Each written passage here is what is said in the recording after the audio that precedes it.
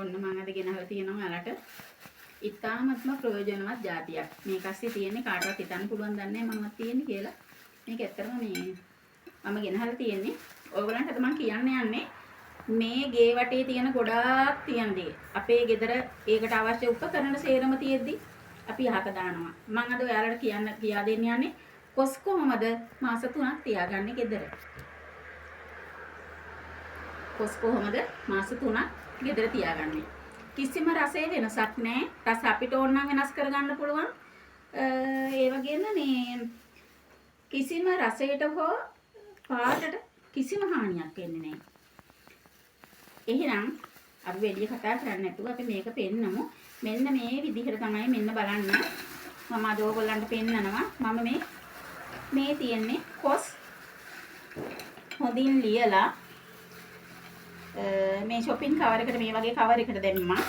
දාලා ඉවර වෙලා මේ තියෙන්නේ නිකන් මේ කටු වගේ ඔය මේ වගේ ඇට වගේ දැන් තියෙන හොඳට හයි වෙලා තියෙනවා.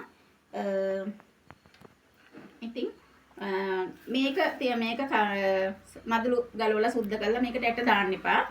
ඇට දැම්මොත් ඇට තැම්බෙන්නේ නැතුව යනවා. මේක හොඳට කපලා සුද්ධ කරලා කපලා ගන්නට ලියලා shopping cover එකට දාලා වතුර ටිකක් චුට්ටක් විතර වතුර ටිකක් ඉහන්න ඕනි. ටිකක් වතුර ඉහලා ඊට පස්සේ හොඳට හිර කරලා මේක ෆ්‍රීසරේ තියන්න. මාස 3ක් කරදරයක් නැතුව තියාගෙන කන්න පුළුවන්. ටික ටික අරගෙන ටික ටික ඕනි විදිහට Tamanට උයා ගන්න පුළුවන්. ඒ කියන්නේ අපත යන්නේ නැතුව හැම දවසකටම අපිට කොස් ගන්නව නම් කොස් ගහක් තියෙනවා නම් පරිස්සමෙන් සේරම මේ විදිහට හදාගෙන තියාගෙන අපිට ගන්න පුළුවන්. ඊළඟ දේ තමයි මේක අපි ගනිද්දි චූටි පොඩි මේකේ රස වෙනස්. දැන් මේකේ අර අපි වතුර ටිකක් දාන්න කිව්වනේ. වතුර ටික දාන්නේ අපි මේකේ තියෙන මේ අර දිය ගතිය අඩු වුණාම තැම්බෙන ගතිය අඩු වෙනවා.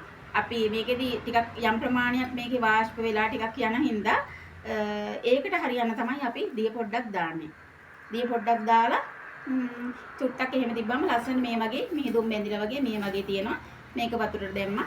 ඊට පස්සේ අපි මේක මේ සාමාන්‍ය විදිහට පොඩි ප්‍රමාණයක් මේක වතුර තියෙන හින්දා මුංචි ප්‍රමාණයක් වතුර දාලා මේක අපිට තඹ ගන්න පුළුවන්. ඇත්තටම කිසිම වෙනසක් නෑ, හරි රසයි. හැබැයි මම මේකම තවත් දෙයක් ඔයාලට කියලා දෙනවා. මේ කොස් ටිකෙන්ම කරන්න දෙයක්. මම කිව්වානේ මුලින්ම මේකේ රස මේ අතර මේ වීඩියෝ දිගටම බලන්න, ඉවර වෙනකම් බලන්න. මේකේ මම කිව්වානේ රස අපිට ඕන නම් වෙනස් කරගන්න පුළුවන් කියලා. මේ තම්බන කොස් එකම ඒකෙදි අපි කරන්න ඕනේ මේක ගත්තා චූටි ලුණු පොඩ්ඩක් වැඩි වෙන්න නැතිව පොඩි ලුණු ප්‍රමාණයක් දාලා ලුණු රස ඉස්සර වෙන්න නැති වෙන්න තමන්ගේ ඇති ප්‍රමාණයට පොල් කිරි ටිකක් දාලා මේක තම්බන්න ඕනේ. එතකොට ඔයාලට ගන්න පුළුවන් මේ රස අර අපි වල් දෙල් කියන්නේ, කෙලේ දෙල් කියන්නේ, අර ඉන්නේ දෙල්ලේ වගේ කියන්නේ හිච්චි දෙල් කියලා.